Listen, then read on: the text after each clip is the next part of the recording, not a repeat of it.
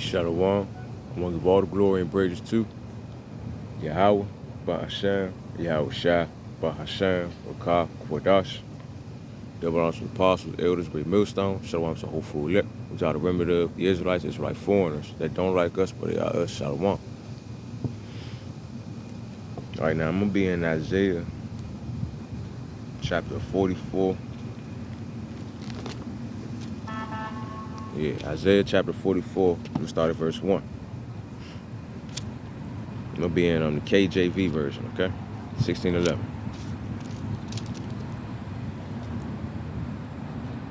Yet now hear, O Jacob, my servant, and Israel, whom I have chosen. Thus said the Lord, that made thee and formed thee from the womb, which will help thee. Fear not, O Jacob, my servant, and thou, Jeshurun, whom I have chosen. All right, so Jeshurun basically is, in other words, Israel, okay? The Israelites.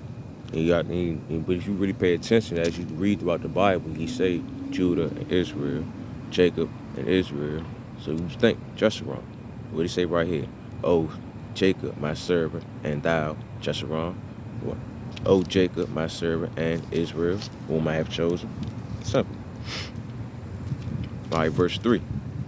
For I will pour water upon him that is thirsty, and floods upon the dry grounds. I will pour my spirit upon thy seed, and my blessing upon thy offspring, and they shall spring up as among the grass, as willows by the water's course. All right, so basically, this is the Lord telling basically how He's going to pour His blessing upon us, and His knowledge and wisdom and understanding. Basically, everything that He has for us, how He's going to put it upon us, and we're going to flourish, we're going to prosper, because he gave the blessing. He chose Israel, He chose Jacob, the seed of Jacob, Abraham, Isaac, and Jacob. They was gave him the blessings, all right, and we are the offspring of that blessing. Okay, I'm about to give you an example. Let me make sure I remember. Yeah, I'm on 4. All right, what was it? Not Proverbs. Psalms 132, verse 11. The water. Psalms 132, verse 11.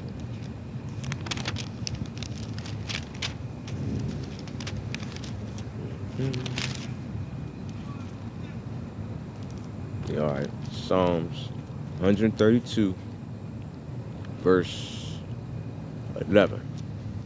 All right. Now this is proof right here from one of the offsprings from Isaac, from Abraham, Isaac, and Jacob.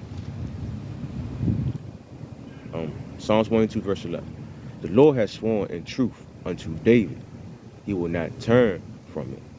Of the fruit of thy body will I set upon thy throne. All right, so basically, the Lord basically saying that He's going to give the blessings upon David like He told him that He's going to give it to him. All right? And when it says right here, the fruit of thy body will I set upon the throne, basically letting him know his offspring is going to be blessed, and they're going to be upon the throne. Okay? Verse 12.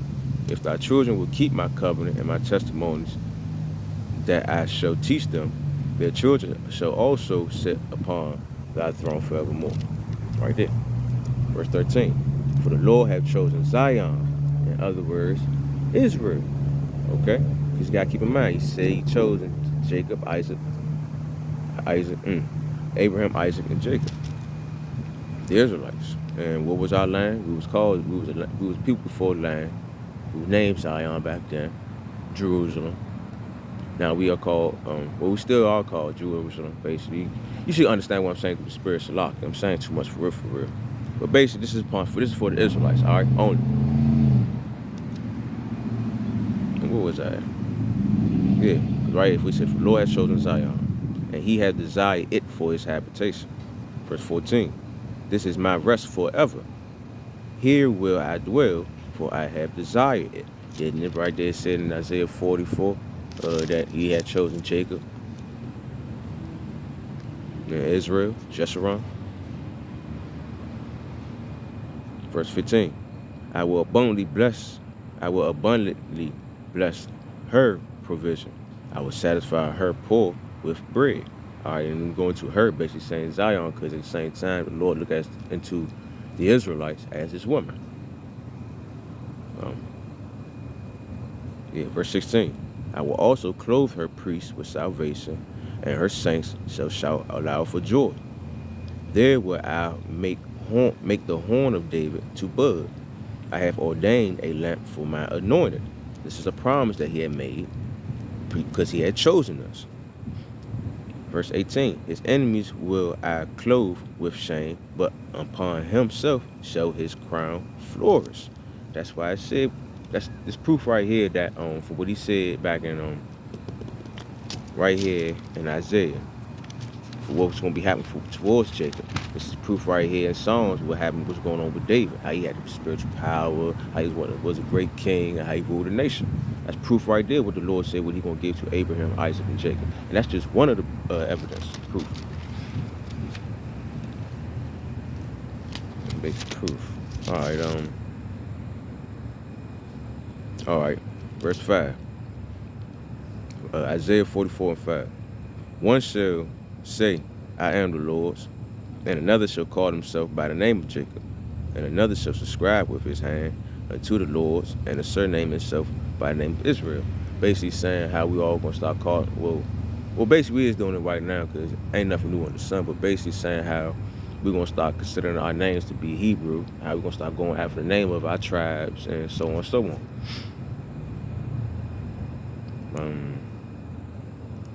What was that, 6?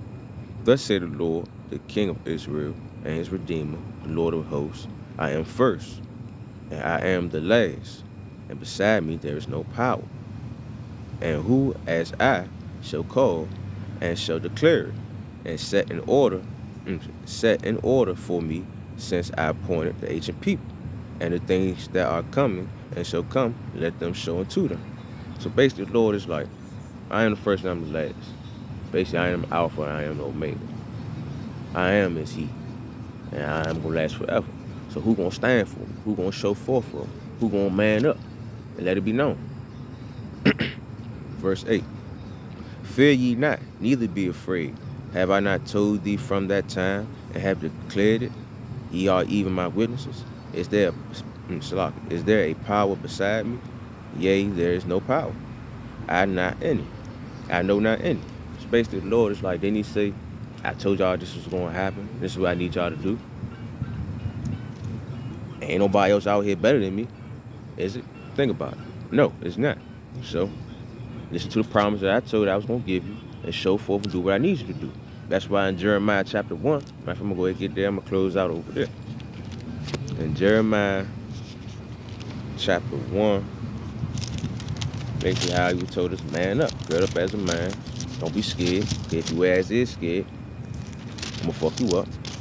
I'm going to embarrass your ass. But if you're not, I got you. Because he will make us strong as pillars, and we gonna be all right, basically. Hold on, let me get there real quick. Stop.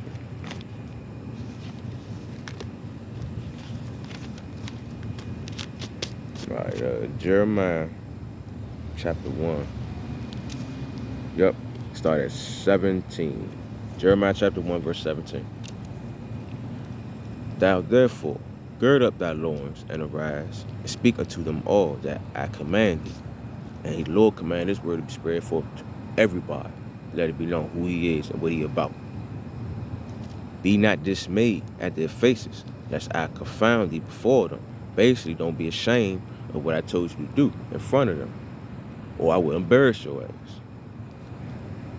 He will embarrass you beyond your own comprehension. Think about some of these brothers that's out here showing off now and thinking this shit's sweet, how they ass getting embarrassed. Shit, they still ain't embarrassed yet, for real. Verse 18, for behold, I have made thee this day a defense city, and an iron pillar, and a brazen wall against the whole land, against the kings of Judah, against the princes thereof, against the priests thereof, and against the people of the land. So basically the Lord said, man, look, I made you stronger than ever against all nations, including your own people that want to go against your ass, all right? So show forth what the fuck I said. All right, I'm the Lord, let it be known. And trust me, you're going to get your promise, I promise you. Just do what you're supposed to do. All right? Just like it said right in Psalms 132, what I just read. As long as they obey my covenant, obey my commandments. All right, verse 19. And they shall fight against thee, but they shall not prevail against thee. For I am with you, saith the Lord, to deliver thee. He said it right there that he's going to deliver us. He got us. Don't worry. And that's mercy right there because we done fucked up numerous times. The Lord could have been killed our ass, but no, he gave us mercy and told us, look, do what you need to do. Obey my commandments to your best ability, and I got you. All right? And the ones that don't listen, don't worry. I'm going to fuck their ass up. All right? Matter of fact, I'm going to go to one of my favorites, Deuteronomy chapter 7, verse 10 and 11. I'm going to close out there.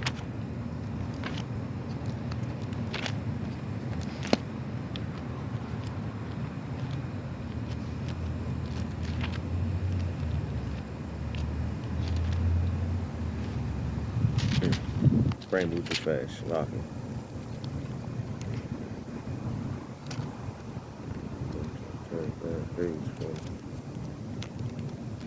Alright. Shalaki. Bear with me. Alright. Deuteronomy chapter 7. Oh, matter of fact, no. Matter of fact, I'm going to start at 9.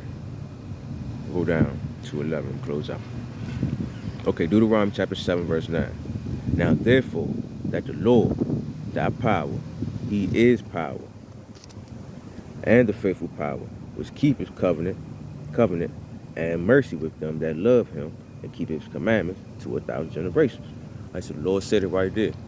He told us, as long as we keep his commandments and obey and have faith in the Son to the best ability, he got us, all right? He said it right there. He loved having mercy upon the ones that love him and showing forth what he told them to show forth for. Let it represent him, all right? He loved them that represent him. Verse 10, and repayeth them that hate them to their face to destroy them. He will not be slack to him that hateth him. He will repay him to his face. And that's basically going to the wicked and the ones that are Israelites, the ones that he chose to get this word, that hate him right now. They're going to get it later on when their ass die as of now, but them the ones he's talking about mostly because his word was given to us to follow them. All right, so at the end of the day, this punishment going towards our ass. The wicked was already made to get punished. We wasn't meant to get punished, but we got to go through it. All right, so verse 11. Thou shalt therefore keep the commandments and the statutes and the judgments which I command thee this day to do them.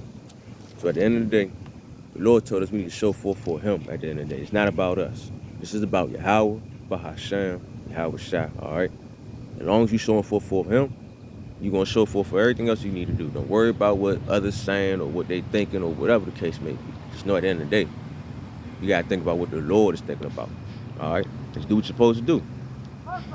So, that's it. I want to give all the glory and praises to Yahweh, Bahasham, Yahweh Shai, Bahasham, Wakah, Kodash. Double honors to the Apostle Elder Great Millstone. Shalom to hopeful elect, which are the Israelites, Israelite foreigners. They don't like us, but they are us. Shalom.